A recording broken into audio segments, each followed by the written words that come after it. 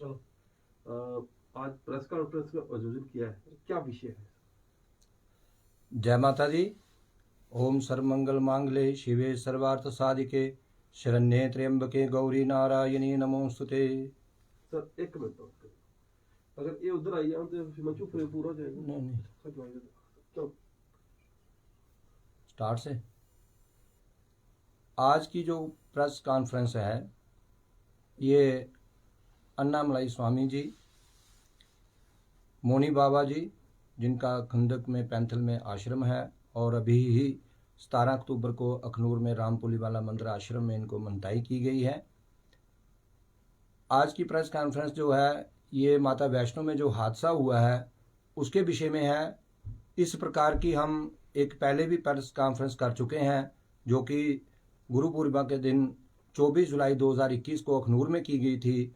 उस समय से लेकर के महाराज जी की ये मांग है कि जिस प्रकार से हमारे भारतवर्ष में 51 शक्तिपीठें हैं, उनमें से 50 जो हैं वो रात्रि को विश्राम के लिए बंद होती हैं, और ये माता वैष्णो का एक ऐसा दरबार है जो 24 घंटे चलता है।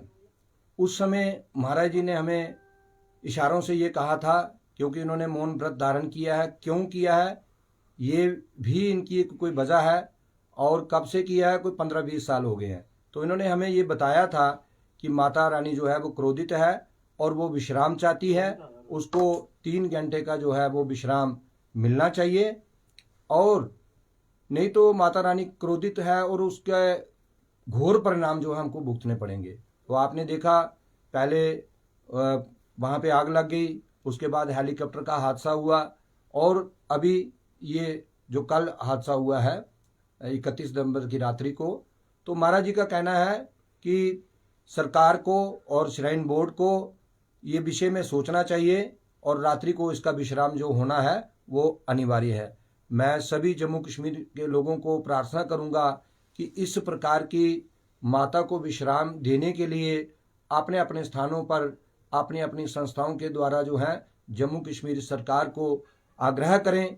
हम किसी प्रकार का भी कोई भी उपद्रव नहीं चाहते हैं। हमारी महाराज जी के द्वारा जो वचन कहे गए हैं मैं वही वचन आपको बता रहा हूं, और महाराज जी कहते हैं कि सर्वे भवन्तु सुखिना सर्वे सन्तु निरामया। इस प्रकार से सभी लोग जो हैं, हम जम्मू कश्मीर के लोग माता रानी की शरण में बैठे हैं, और माता रानी क्रोधित है, इसे विश्राम की जरूरत है, और ये विश्राम होना चाहिए। हम ये जम्मू कश्मीर सरकार को और श्राइन बोर्ड के अधिकारियों को ये अपील करते हैं कि इस विषय में सोचें और शीघ्र अतिशीघ्र इसका जो है हल निकालें, अन्यथा आने वाले समय में महाराज जी तो समाधि लगाते हैं, ये धूनी तपते हैं, और माता के चरणों में यहाँ खंडक में सामने आप देखिए यहाँ पे माता के पहाड़ हैं। तो पिछले दिनों यहाँ पे कई प्रकार की अन्य भी कई घटनाएं हुई, जैसे कि महाराज जी पूजा करते हैं। पिछले कुछ दिनों से जो ये 3 दीपक जलाते हैं उसमें वो पहले बुझते ही नहीं थे, चाहे हवा आती थी कैसे भी होता था, लेकिन वो अचानक बुझना शुरू हो गए। ये एक छोटी छोटी बातें होती हैं जो माता रानी बताती है, लेकिन वो हम जैसे जीव तो नहीं समझ सकते। ये साधु संत लोग जिन्होंने भगवान के साथ लगन लगाई, अपने बचपन से ही इस भेष में आए, और इनको कुछ नहीं चाहिए, ये किसी प्रकार का इनको कोई लोभ लालच नहीं है। ये हिंदू धर्म को जागृत करने के लिए, हिंदू धर्म को जगाने के लिए, और माता वैष्णो के दरबार में जो पूरे हिंदुस्तान से विश्व से भी लोग आते हैं, उसकी श्रद्धा और उसके प्रति समर्पित अपनी जो श्रद्धा है वो यहाँ पे लोग आकर के चढ़ाते हैं और अपनी मन्नतें जो है पूरी करते हैं। आज ये जो घटना हुई इसका जिम्मेवार कौन है? जो लोग वहाँ पे मारे गए उन लोगों के जिम्मेवार कौन है? महाराज जी कहते हैं कि ये भीड़ जो है इकट्ठी क्यों की गई? क्या वहाँ पे कोई पैसे का लेन देन है?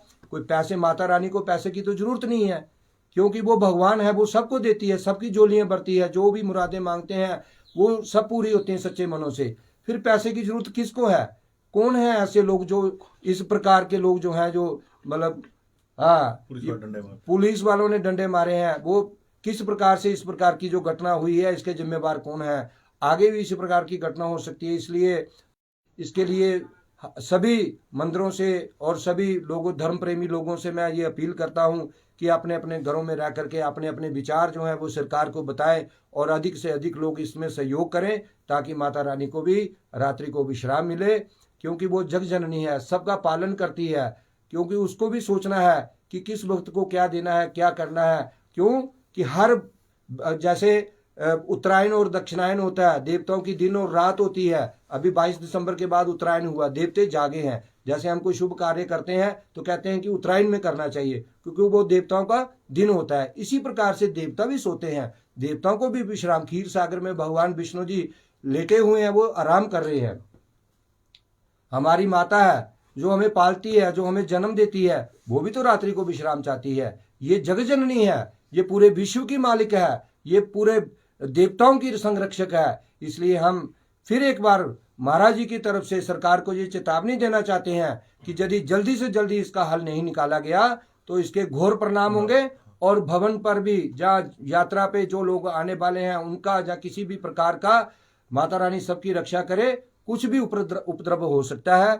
इस प्रकार से संतों की वाणी को समझना चाहिए। संत जिन्होंने अपना जीवन जो है लोगों के लिए समर्पित कर दिया। और ये अन्नामलाई स्वामी जी हैं, हमारे साथ इनका संपर्क हुए अभी 6 महीने हुए हैं। इन्होंने यहाँ पे खंडक में रहते हुए 8 साल हो गया, पहले 9 साल हो गए हैं, लेकिन पहले 4-5 साल किसी को कोई पता नहीं था। बस इन जल चाहिए इनको, फल पत्ते खा करके अपना, ये देखिए छोटी सी कुटिया है, जंगल में रहते हैं, किसी को पता भी नहीं है। अभी थोड़े से लोग इनके संपर्क में आने लगे हैं और हम भी लोग इनके इतनी दूर से आते हैं यहाँ पे इनके दर्शन करने के लिए।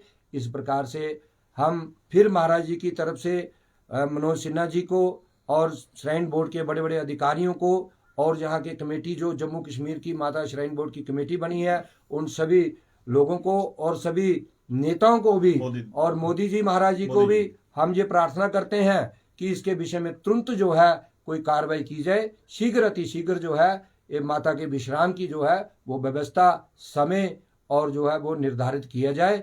इतनी ही बातों के साथ मैं अपनी वाणी को विराम देता हूँ। प्रेस मीडिया वालों का मैं बहुत आभारी हूँ, बहुत धन्यवादी हूँ, जिन्होंने आकर के पर्सनली यहाँ पे किसी लोभ लालच के बिना आकर के अपना समय दिया।